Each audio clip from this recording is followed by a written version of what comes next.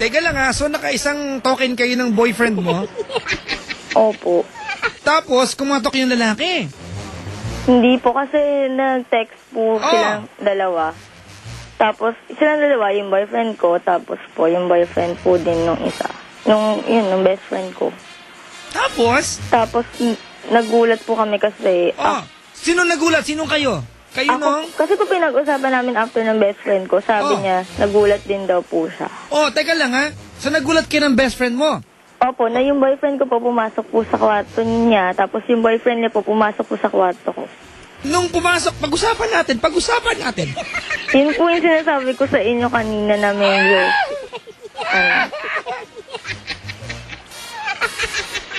Sailor Ching!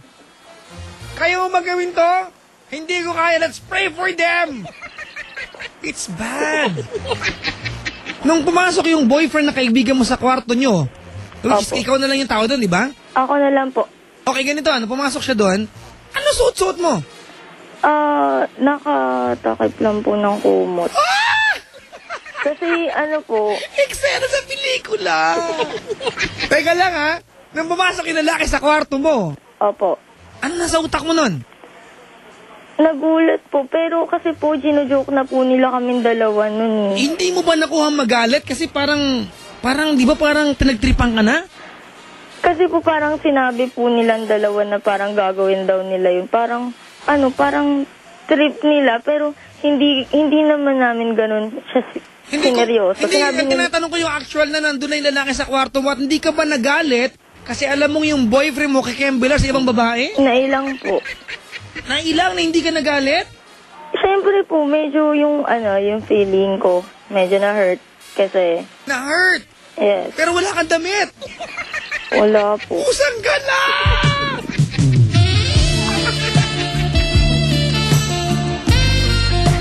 My God!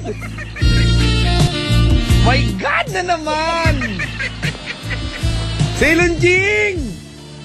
Gagawin ba to? Hindi, di ba? Oo. Kapatid, asan yung prayer book ko? Para magkukulaps ako. Hindi ko to kaya. Pagpasok ng lalaki sa kwarto mo, anong ginawa nyo? Kinausap niya po ako, tapos sabi niya po parang, naiilang daw siya, ganun. Ganun? Tapos?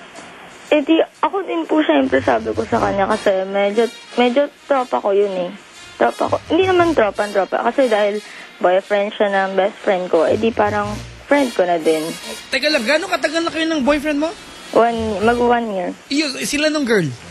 Sila po nung girl is almost the same. Di ko lang po alam kung... Pero nauna po sila sa amin. Siguro ng ilang months. Okay, sige. What was the first big move na ginawa ng lalaki sa'yo?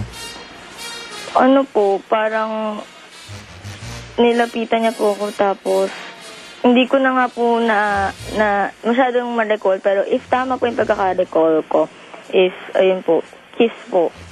Kinis ka niya? Opo. And then... Teka lang nung papalapit yung mukha niya sa'yo, or nung nangupo siya sa kamar, nandun ka walang saplot. Diba? Which is willingly ginawa mo sa boyfriend mo, pero hindi mo boyfriend to, diba?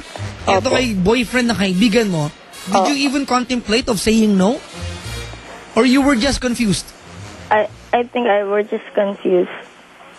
Kung hindi ka nakainom, do you think magagawa mo to? Sa tingin ko, hindi ko po magagawa. Well, naniniwala ko magagawa mo to. Because it doesn't make any difference. Lasing ka o hindi, ikaw pa rin yan. But anyway, kinis ka niya. Did you kiss him back? I don't know. I think I didn't. Pero... I said I didn't.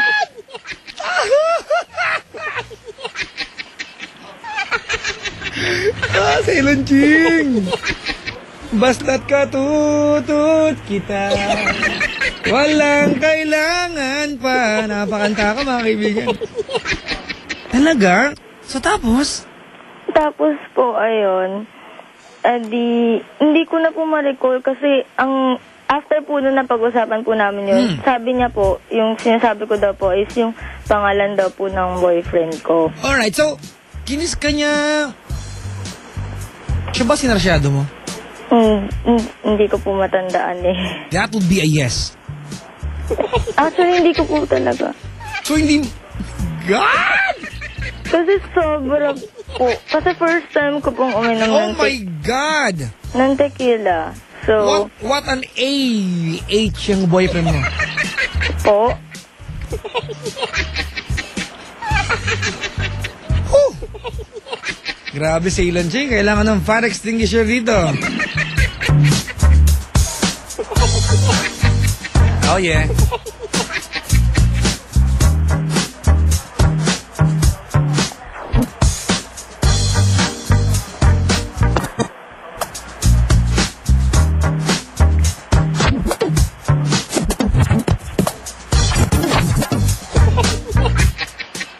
Tapos, nag-cambilar kayo?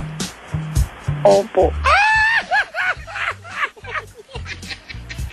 My God! May nag-text. Babadyak, grabe naman ako kahit ganito ako, hindi kayo magagawa sa GF ko. I cannot imagine, di ba, sharing your girlfriend to someone else just because trip mo lang. Oh my God. I think po kasi they have talked about it na Pero palagi ba, mahal ka ng boyfriend mo kasi ginawa niya to? Do you even believe na he respects you? siguro po partly kaya po ako tumawag sa inyo. Siguro somehow to ask you that. Kung in your opinion lang naman. I think hindi pang matagal ang tingin sa'yo ng boyfriend mo. Because for now, he can just dump you away. Teka lang ha, nung nag-cambelar kayo nung guy, Opo. did you intend to enjoy? No. But you enjoyed it.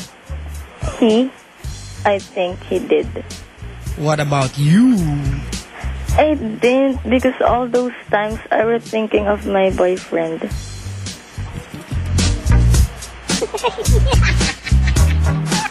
Pero bumukhang kang ka, te. Huh? Pero bumukhang kang ka. Oh. That's a yes.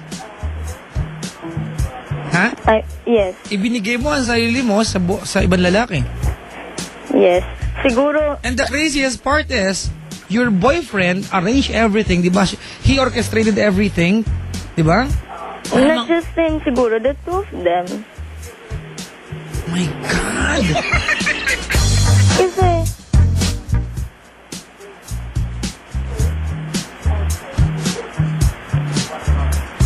Teka lang, after nyong gawin yon, ha? Nung lalaki nung nagpupunas na kayo. Sorry for the term, mga kaibigan, ha?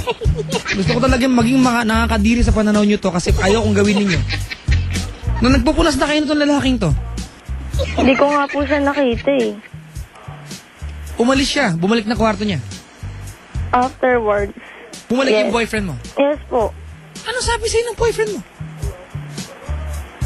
Wala po siyang sinabi sa akin. Ako po yung may sinabi sa Ano kanya. sabi mo sa kanya? Sinabi ko po kung anong ginawa niya and kung kamusta. Ano sabi niya? Sabi niya okay lang daw. Tapos ako po yung tinanong niya kung kamusta din. Sabi ko po, basta parang hindi ko po ata siya sinagot. Siya lang po yung...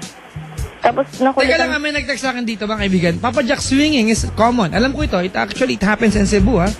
Doon ko unang narinig to. Swinging, mga kaibigan, two couples, di ba, go to a place, they exchange partner, they go home without talking about it.